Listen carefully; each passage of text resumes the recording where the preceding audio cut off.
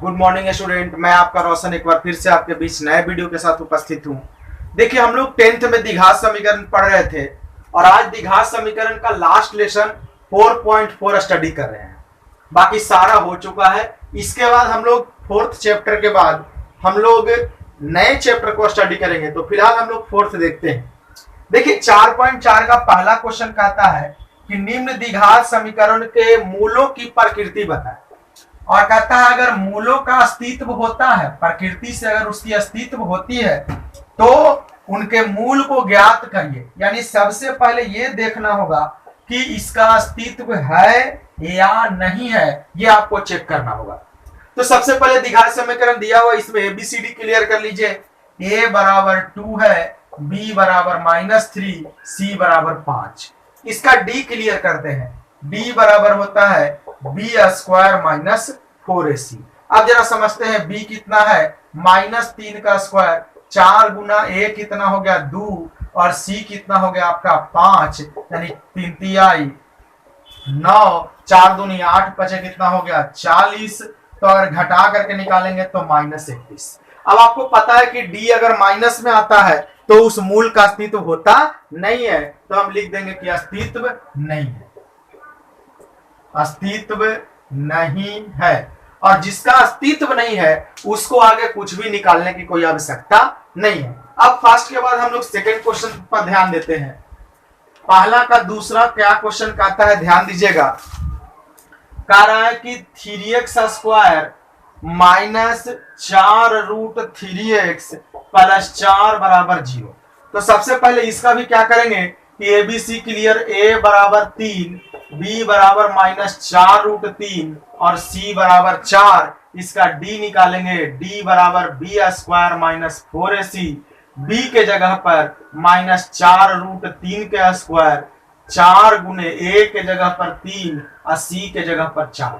तो देखिए 4√3 को 2 बार गुना करेंगे तो 4√3 गुने 4√3, तो 4 चौके 16 और √3 को 3 से तो 3, तो 16 तिया 48, यानी आपका 48 हो गया। इधर 4 3 12, 12 चौके कितना 48, तो d का वैल्यू आ गया 0। अब आपको पता होना चाहिए कि d का वैल्यू जब 0 आता है तो मूल का अस्तित्व होता है। तो लिख सकते हैं अस्तित्व है। अब अस्तित्व है तो इसका मूल भी निकालिए। तो आइए ध्यान देते हैं। मूल का फॉर्मूला हम लोग के पास है, मूल बराबर -b प्लस माइनस √d/2a। तो b के जगह पर कितना हो गया -4√3 प्लस माइनस 0 और 2 इंटू a के जगह पर 3, तो माइनस माइनस प्लस, तो 4√3, इस 0 तो रहेगा ही नहीं है, 3 दूनी 6, तो 2 दूनी 4, 2 तिहाई 6, यानी हमारा मूल निकल के आ गया 2√3/3, ये आपका आंसर। तो इस तरह से पहला का दूसरा तक सॉल्व हो गया। पहला का तीसरा समझने का हम लोग प्रयास करते हैं। आइए ध्यान देते हैं।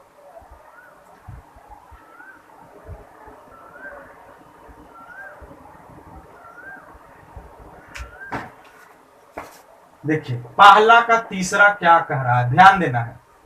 कह रहा है 2x square minus 6x plus 3 बराबर 0।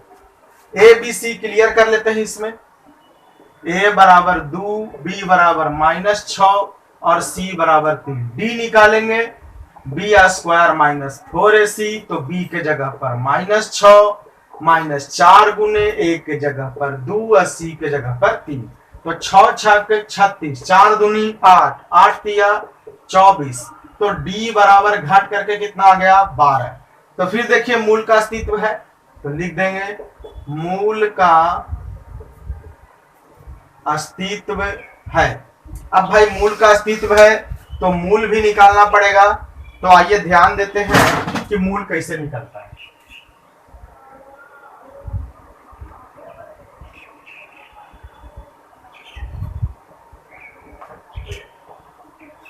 मूल बराबर -b प्लस माइनस √d/2। तो b के जगह पर कितना हो गया -6 प्लस माइनस d के जगह पर कितना हो गया 12, 2 इंटू a के जगह पर 2, तो minus minus plus 6, plus minus 12 को क्या लिखेंगे, 2 दूनी 4 तिया 12, नीचे 2 दूनी 4, प्लस माइनस 6, एगो 2 बाहर निकल जाएगा, नीचे 4, यहां से क्या करेंगे कि 2 कॉमन ले लेते हैं, तो 2 तियाई 6, ये 2 बाहर कॉमन, तो √3, नीचे कितना है 4, तो 2 दूनी 4, तो हो गया 3 प्लस माइनस √3/2, यही आपका मूल निकल गया। इसी को दो हिस्सों में भी लिख सकते हैं, एक बार लिख सकते हैं 3 प्लस √3/2 और एक लिख सकते हैं 3 माइनस √3/2। तो ये भी आंसर सही है, ये भी आंसर सही है। तो इस तरह से पहला में 3 क्वेश्चन था, तीनों को हम लोगों ने क्लियर कर लिया। अब पहला के बाद हम लोग दूसरा क्वेश्चन देखते हैं कि दूसरा क्वेश्चन कहता क्या है।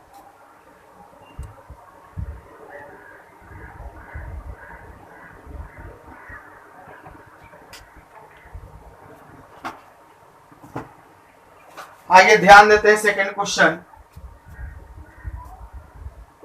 सेकंड कह रहा है निम्न प्रत्येक द्विघात समीकरण में k का मान ज्ञात करें यदि मूल बराबर है। कह रहा है कि k के वैल्यू निकालिए, अगर मूल आपस में क्या हो जाएगा, बराबर हो जाएगा। तो थोड़ा ध्यान दीजिएगा, आज थोड़ी अस्वस्थता की स्थिति है इसलिए थोड़ा गड़बड़ा रहा है।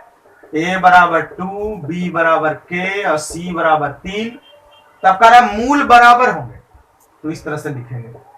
क्वेश्चन में दिए हुए कि मूल बराबर है, समान है, तो मूल बराबर होने के लिए मूल कब बराबर होगा, जब d क्या हो जाएगा 0। d का value b² minus 4ac, b के जगह पर कितना k, 4 गुना a के जगह पर 2, c के जगह पर 3, तो k² 4 दूनी 8 दिया 24 बराबर 0। तो k² बराबर 24 इधर आएगा, माइनस 24 इधर, प्लस 24, तो k बराबर √24, रूट हटेगा स्क्वायर हटेगा।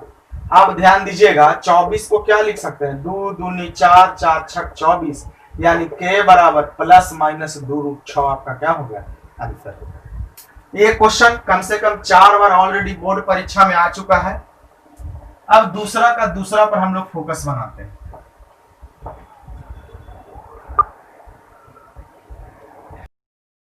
चलिए सेकंड का सेकंड देखते हैं, दूसरा क्वेश्चन क्या कहता है। सबसे पहले तो ये दे है कि k का वैल्यू निकाले, अगर मूल आपस में बराबर हो तो गुना कर लेते हैं, kx गुने x kx², kx गुने 2 तो 2kx प्लस 6 बराबर 0। तो a बराबर k हो गया, b बराबर माइनस 2k, c बराबर 6। b निकालते हैं, b² माइनस 4ac, b के जगह पर माइनस 2k का स्क्वायर, 4 गुने a के जगह पर k और c के जगह पर 6। अब मूल बराबर है भाई, तो d बराबर क्या हो गया 0, तो 2 दूनी 4k स्क्वायर, 6 चौके 24k। अब जरा कॉमन निकालते हैं, दोनों में कॉमन क्या हो सकता है, 4k, यहाँ 2 गो के है, यहाँ 1 गो के, तो वो कॉमन हो गया, तो यहाँ k 4 छक 24, इधर 0, तो लिख सकते हैं कि 4k बराबर 0, तो k बराबर 0/4 यानी k बराबर 0, और इधर k माइनस 6 बराबर 0, तो k बराबर 6। तो ये हमारा आंसर हो गया 0 और कौन सा 6। अब देखिए, अब आगे का क्वेश्चन आपको बनाना नहीं है, तीसरा चौथा पांचवा, क्योंकि इसमें सिर्फ यही पूछ रहा है कि हो सकता है कि नहीं हो सकता है। तो ऐसा क्वेश्चन बोर्ड में नहीं आता है, तीसरा चौथा पांचवा आपको बोर्ड में नहीं पूछेगा। फिलहाल हम लोग को वहीं पर ध्यान देना है जहां पर भी बोर्ड से रिलेटेड क्वेश्चन आ सकता है, क्योंकि फिर क्लास में जब हम लोग मिलेंगे तो वहां तो डिटेल चलेगा ही एक बार, उसके लिए हड़बड़ाना नहीं है हम लोग को। तो कुछ क्वेश्चन मैं आपको प्रैक्टिस के लिए देता हूं, उसको आपको घर से प्रैक्टिस करना है। तो लिखिए, क्वेश्चन लिखिए, यदि मूल बराबर हो, यदि मूल बराबर हो तो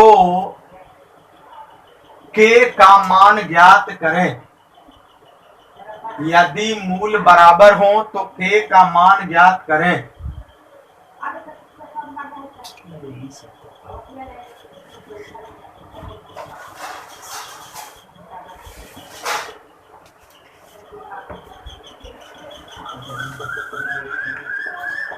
x² माइनस kx प्लस 5 बराबर 0। तीसरा 8x² माइनस kx प्लस 6 बराबर 0। चौथा 3x स्क्वायर माइनस के एक्स प्लस 9 बराबर 0। पांचवा 4x स्क्वायर माइनस के एक्स प्लस 8 बराबर 0। छठवा 3x स्क्वायर प्लस के एक्स प्लस 8 बराबर 0। सातवा 9x स्क्वायर प्लस के एक्स प्लस 10 बराबर 0। आठवा 5x स्क्वायर प्लस के एक्स माइनस 3 बराबर 0। नौवा 3x स्क्वायर प्लस के एक्स प्लस 2 सॉरी यहाँ भी प्लस है प्लस 2 बराबर 0। तो ये 9 क्वेश्चन आपको ट्राई करना है घर से। अब जब हम लोग मिलेंगे तो नया चैप्टर के साथ मिलेंगे, यानी चौथा चैप्टर आपका क्लियर हो गया। इतना ही से आपको बोर्ड में जो आना होगा सो आएगा, और अब नए लेसन में मिलेंगे। तो चलिए अब तक इतना बनाइएगा, इसको भेजिएगा, प्रैक्टिस खूब कीजिए। अगले वीडियो में मिलते हैं।